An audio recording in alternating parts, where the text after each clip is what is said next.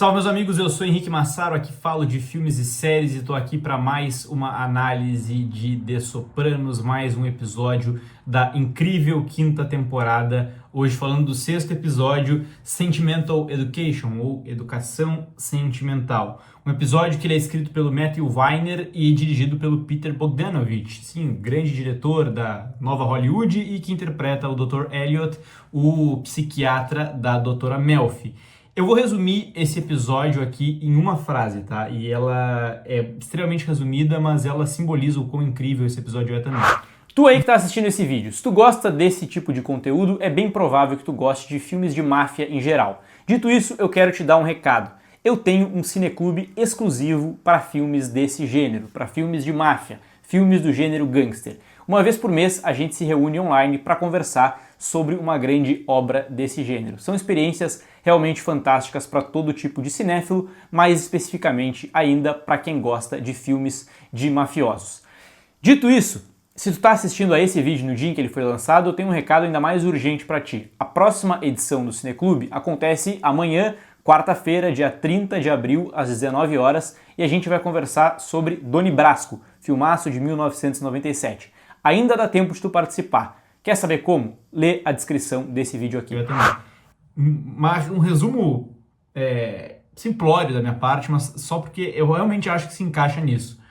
São duas pessoas se ferrando para tentar ter uma vida diferente. Isso resume o que acontece nesse episódio, em que a gente vai acompanhar principalmente dois personagens, Carmela Soprano e Tony Blundetto. Começando a nossa análise pela Carmela Soprano, que nesse episódio, entre tudo que vai acontecer com ela, ela vai acabar tendo de volta o seu filho, que foi morar com o pai para viver uma vida mais sem regras e que não está conseguindo, coitadinho do AJ, aturar os métodos do Tony Soprano, que são muito menos leves que o dela, Carmela. Então ele acha melhor aceitar a apurrinhação da mãe do que ficar morando com o pai e acabar quase que literalmente apanhando.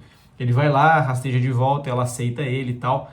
Além de tudo isso que acontece, ela vai ter um desenvolvimento amoroso nesse episódio muito importante com o Robert Wagler, né, o conselheiro da escola do AJ, conselheiro da universidade.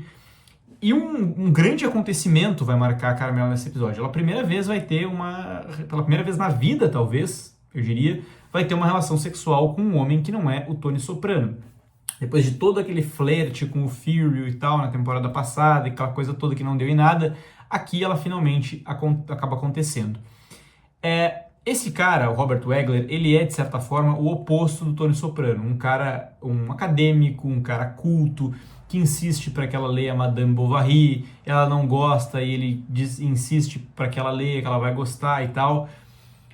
É um cara que tem todas as ferramentas que diferenciam ele do Tony Soprano, e isso vai fazer a desilusão ser ainda maior. Algumas coisas vão acontecer nesse episódio que são muito reveladoras, assim. Ela tem, por exemplo, uma conversa com o padre Phil Tintola, né, o seu amigo ali de longa data e tal, com quem ela quase teve um caso na primeira temporada de The Sopranos, e ela fala pra ele tudo que ela tá pensando em fazer com esse cara, e depois conta, né, o que de fato aconteceu. E o padre desencoraja ela totalmente, porque ela ainda é casada, ela fez um voto e a igreja veria isso de uma forma errada. Mas a gente sente em muitos momentos que, na verdade, ele tá com ciúme, né? Ele não quer que ela tenha uma relação com outro homem que não seja, talvez, ele. Se lá na primeira temporada ele conseguiu, na última hora, não pecar e tal, tomar a atitude correta, aqui ele tá sendo bastante mesquinho até, eu diria.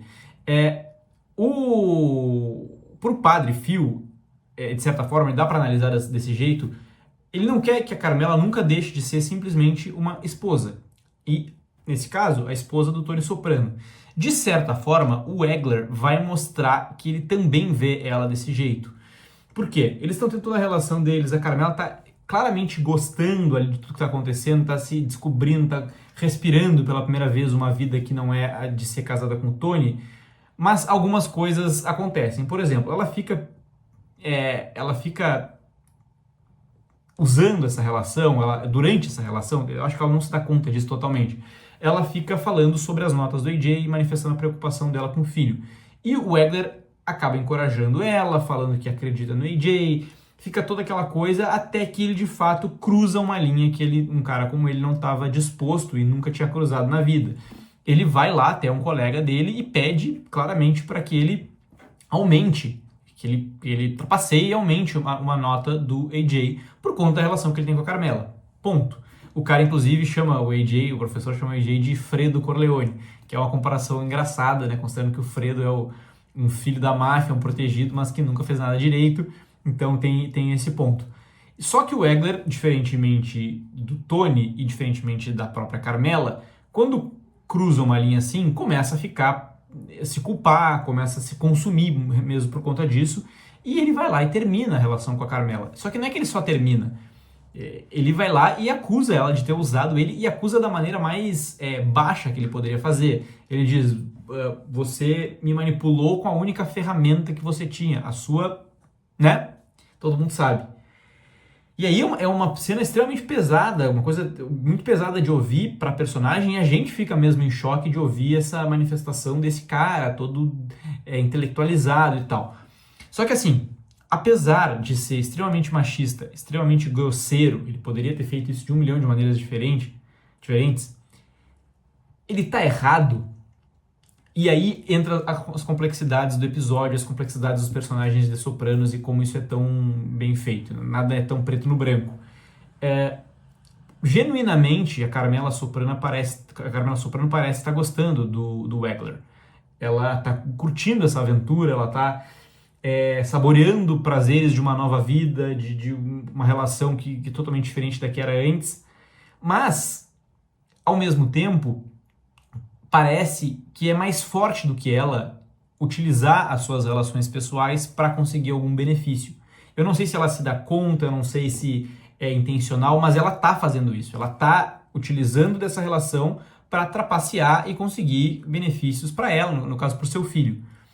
E então é uma verdade mal colocada, uma verdade extremamente dura e que carrega muita grosseria e falta de educação e machismo e tal, mas não deixa de ser uma verdade. E é uma verdade mais dura ainda de ouvir, porque ela tá ouvindo isso de um cara como ele. Um cara que não parecia que trataria uma mulher desse jeito, como um mafioso trataria, né? E eu diria até que é quase tão pesado ouvir isso quanto as verdades que ela ouviu lá naquele episódio do psiquiatra, na sua tentativa de se tratar, que jogou tudo em cima dela, né, sem piedade, ali fazendo a coisa certa, no caso, eu acho até. Mas, aqui, mas era uma verdade muito pesada. E aqui, de um jeito que não tem a educação que o psiquiatra teve, não tem tudo isso, mas ela teve essa verdade atirada nela e foi uma decepção absurda, né? Então, assim, a primeira tentativa dela de ter uma vida diferente, ela toma esse banho de água fria e vai pro fundo do poço. E aí ela diz até pro pai dela, não importa o que eu faça, pelo fato de eu ter sido casada com o Tony Soprano, os meus motivos sempre serão questionados. E tem verdade nessa frase dela, ela tá sendo, eu acho, genuinamente sincera. No entanto, aqui não é necessariamente por ela, apesar que o cara, se ela não tivesse sido casada com o Tony, talvez ele não teria tido essa reação, isso é verdade, esse ponto é verdade. Mas ela tá fazendo o mesmo jogo, isso não deixa de ser um fato. Ela tá fazendo esse mesmo jogo. Então é um modus operandi com o qual ela tá acostumada. É uma coisa bem familiar para ela. Então, assim, complexidades assim muito bem expostas e questões que fazem a gente realmente refletir sobre esses personagens. Agora indo pro outro cara, outro personagem do episódio, que é o Tony Blundetto. Ele também tá tentando um recomeço, né? Depois da prisão, no caso, né?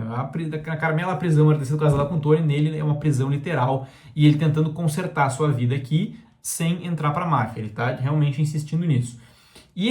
Só que é extremamente difícil essa jornada dele, não tem nenhum benefício e nenhuma facilidade, nenhuma barbada que ele teria se ele tivesse ido pro caminho que o próprio Tony estava esperando conceder para ele. Então ele tem que enfrentar diversas coisas que um ex-presidiário tem que enfrentar. Ser maltratado pelo chefe, o Kim, é uma dessas coisas. E isso é mostrado ao longo do episódio. No entanto, esse mesmo cara, o Kim, escolhe ele para ser uma espécie de testa de ferro num estúdio de massagem que ele tá abrindo. Então é uma coisa que mostra uma certa recompensa do Tony Blundetto por estar se esforçando para andar na linha.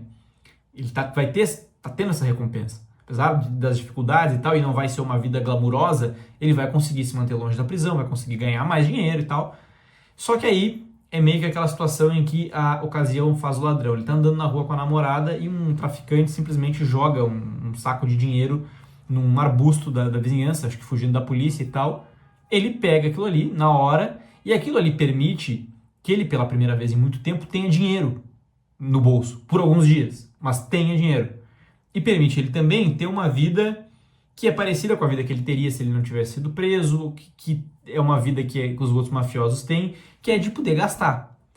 E ele vai lá, paga bebida para todo mundo no Badabing, compra roupas caras, gasta muito dinheiro no jogo.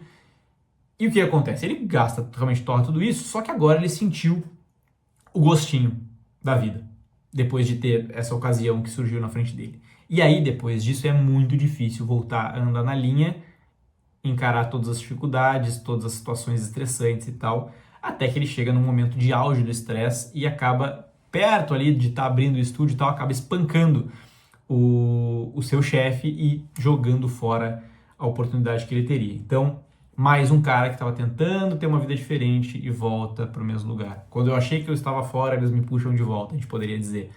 E aí o episódio termina com ele no jantar com o Tony Soprano e concordando em fazer o golpe dos airbags. Então termina aqui a curta jornada de um suposto ex-mafioso tentando ter uma vida endireitada.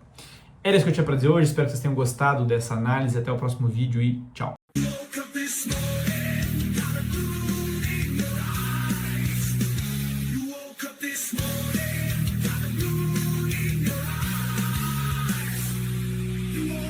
This morning the world turned upside down. Things ain't been the same since the blues walked into town. But you're one in a million.